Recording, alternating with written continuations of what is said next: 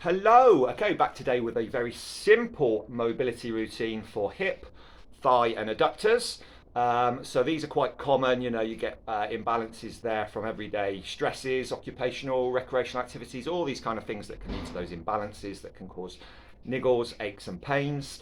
And just by incorporating a little bit of general mobility, it's only going to help aid performance in your chosen activities. It's going to, if you can't get into the position, the movements, all that kind of stuff. So yeah, daily mobility is great for health, longevity, all that kind of stuff. So have a go at this one. Very simple. All we're going to do, going to open the legs up nice and wide for the adductors, inner thighs. Got the toes turning out slightly. Now obviously everyone's legs are different. Some have got really long legs, so you're going to have to kind of adjust and suit for you.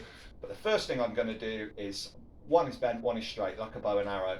So this is for the adductor stretch. So I'm shifting my weight to my right, I think the camera's in reverse, and I can feel this adductor stretch. Don't force it.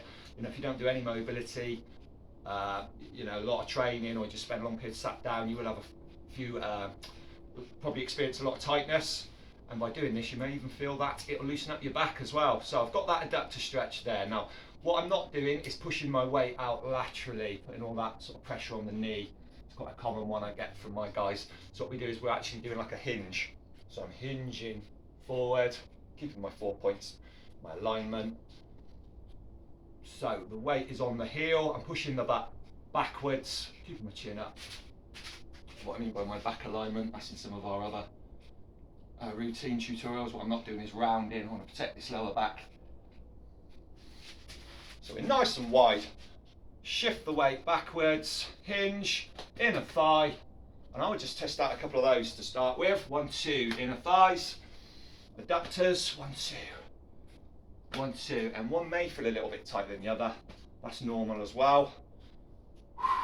So I've got my stretch. Now all I do is I pick the heel up and I pivot on the toes, and as I pivot, I'm dropping this knee down and pulling my shoulders back into extension, and I've got an element of stability there where I'm balancing. If you're struggling with that, you just put the knee down.